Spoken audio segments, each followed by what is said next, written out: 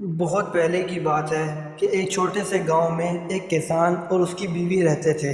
ان کے پاس چھوٹی سی زمین تھی جس پہ وہ اناج لگا کر اپنا پیٹ پالتے تھے، لیکن ایک سال بارش نہ ہونے کی وجہ سے ان کی ساری فصل برباد ہو گئی۔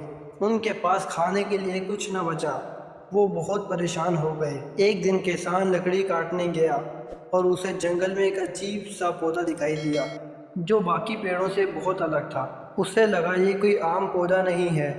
اس نے وہ پودا اکھاڑا اور اپنے گھر کے صحن میں لگا دیا اور روز اس کی دیکھ بھال کرنے لگا، اور کچھ دنوں میں ہی وہ پیڑ ایک آم کا درخت میں تبدیل ہو گیا۔ لیکن اس پیڑ میں کچھ خاص تھا۔ اس کے آم سونے کے تھے۔ کسان اور اس کی بیوی حیران رہ گئے۔ انہوں نے پیڑ سے ایک آم توڑا اور بازار میں بیچ کر بہت سارا پیسہ لیا۔ آہستہ آہستہ یہ لوگ اس پیڑ کی مدد سے بہت امیر ہو گئے۔